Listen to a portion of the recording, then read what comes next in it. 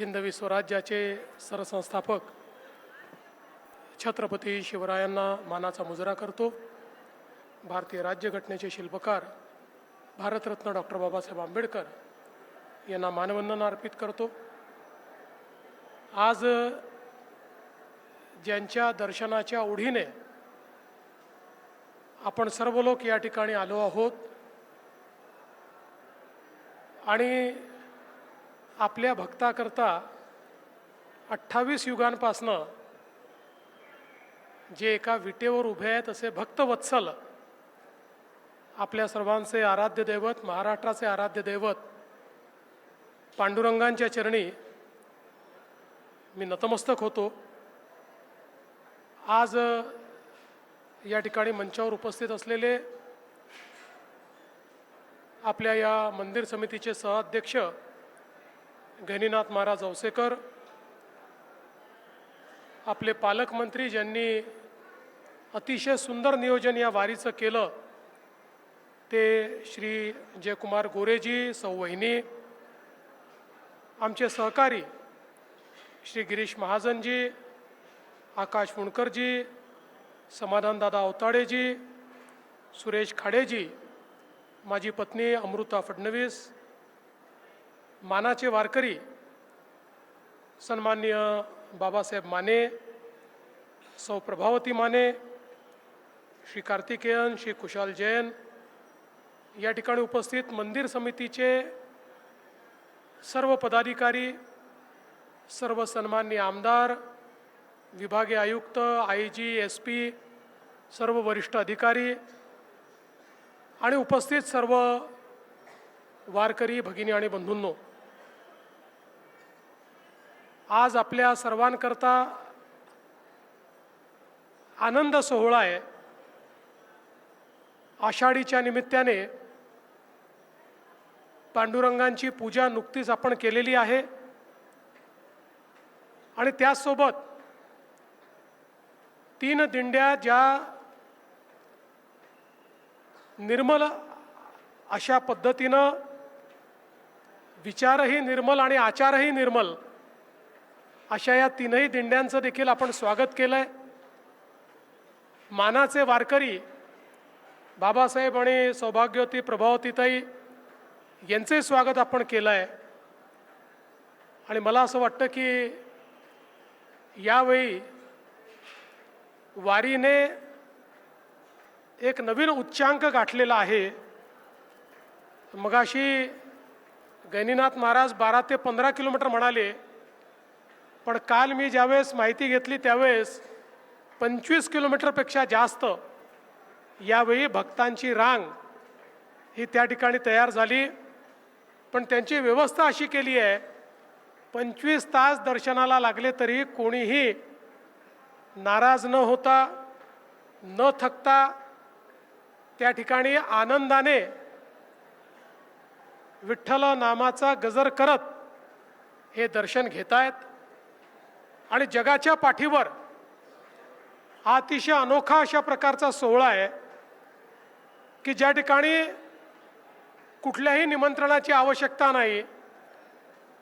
लाखो भक्त आपल्या विठुरायाच्या दर्शनाकरता पायी निघतात। सोय असो नसो शतकानुशतक ते हा प्रवास करतात आणि त्यातल्या 90% लोकांना मुखदर्शन देखील मिळत नाही। कलशाचं दर्शन घेऊन देखील तेवढंच समाधान मानत जणू काही विठुरायाशीच भेट झाली आहे अशा पद्धतीचा भाव मनात घेऊन या ठिकाणून तृप्त होऊन सर्व लोक जातात आणि म्हणूनच मला असं वाटतं की या अनोख्या सोहळ्यामध्ये सहभागी होण्याची संधी मिळणं ही देखील एक पर्वणी आहे। महाराष्ट्राच्या जनतेच्या वतीने आपला प्रतिनिधी म्हणून मी या ठिकाणी माझ्या पत्नी समवेत या पूजेला उपस्थित आहे। ही पूजा माझ्या वतीनं नाही आहे, ही संपूर्ण महाराष्ट्राच्या जनतेच्या वतीनं आणि जगभरातल्या पांडुरंगाच्या भक्तांच्या वतीनं केलेली आपण ही पूजा आहे. आणि मला अतिशय आनंद आहे, आमचे तुषारजी भोसले यांनी अतिशय सुंदर अशा प्रकारचा पोशाख या ठिकाणी पांडुरंगांकरता तयार करण्याच्या संदर्भात मदत केली, सूचना केली. आणि ज्यांनी हा पोशाख तयार केला त्यांची माझी भेट झाली, त्यांचं नाव विसरलो, शुभम तिवारी. मी त्यांचंही अतिशय मनापासून आभार मानतो की अतिशय सुंदर अशा प्रकारचा पोशाख या ठिकाणी तयार झाला आहे.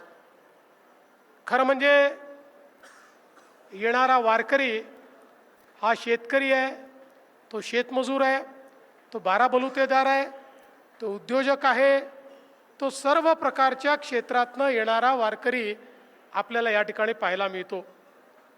आणि विठुरायाची सेवा ही जरी आपल्याला करता आली नाही तरी वारकऱ्यांची, शेतकऱ्यांची सेवा केली तर विठुरायापर्यंत ती सेवा पोचतेच. आणि म्हणूनच यावर्षी आमच्या शेतकऱ्यांच्या जीवनामध्ये परिवर्तन घडलं पाहिजे, याकरता आपल्या सरकारने 56 लाख शेतकऱ्यांची कर्जमाफी केली. शेतकऱ्यांना मोफत वीज देण्याचा निर्णय केला. शेतकऱ्यांची जी 48,000 कोटी रुपयाची जुनी बिलं होती ती सगळी बिलं माफ करण्याचा निर्णय हा देखील आपल्या सरकारने घेतला.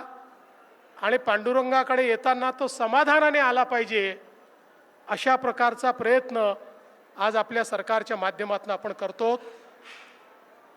मला आनंद आहे की मागच्या काळामध्ये मंदिराचं काम आपण सुरू केलं होतं. आता बहुतांश काम हे पूर्ण होत आलेलं आहे. आता परिसराचं काम सुरू करायचं आहे. सर्व भाविकांना आणि व्यावसायिकांना आणि नागरिकांना माझी विनंती आहे, आपल्या पांडुरंगाचं दर्शन घेण्याकरता लाखो लोक येतात. एवढ्याशा जागेमध्ये पांडुरंगाच्या कृपेनेच ते दर्शन घेतात. कोण कसा येतो आणि कसा जातो हे पांडुरंगच पाहतात.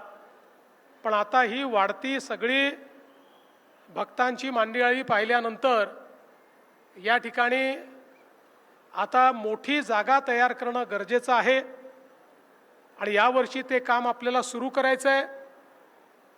मी पुन्हा एकदा पांडुरंगाच्या साक्षीनं सांगतो, कोणावरही अन्याय होणार नाही. सर्वांचं योग्य पुनर्वसन करू, सर्वांना उत्तमात उत्तम सोयी देऊ. जे व्यावसायिक आहेत त्यांचा व्यवसाय दुपटीने वाढेल, जे नागरिक आहेत त्यांना घरं मिळतील, किरायेदार आहेत त्यांची व्यवस्था होईल, त्यांनाही काही ना काही त्या ठिकाणी मिळेल. अशा पद्धतीनं याची रचना करण्यात आली आहे.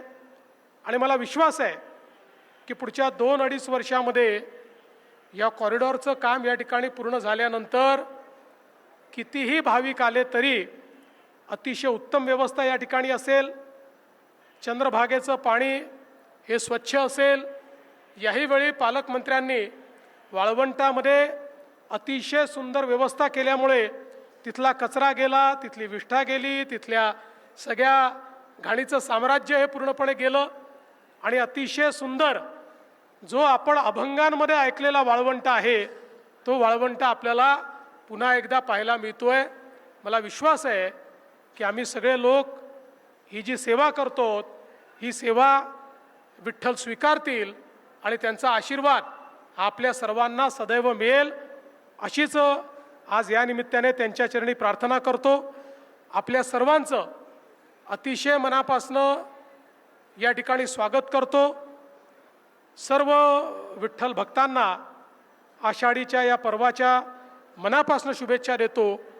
आणि औसेकर महाराजांनी ज्या ज्या गोष्टी मांडलेल्या आहेत निश्चितपणे त्याच्यावर आपण कारवाई करू हा विश्वास देत मी माझे 2 शब्द संपवतो. धन्यवाद. जय हिंद, जय महाराष्ट्र.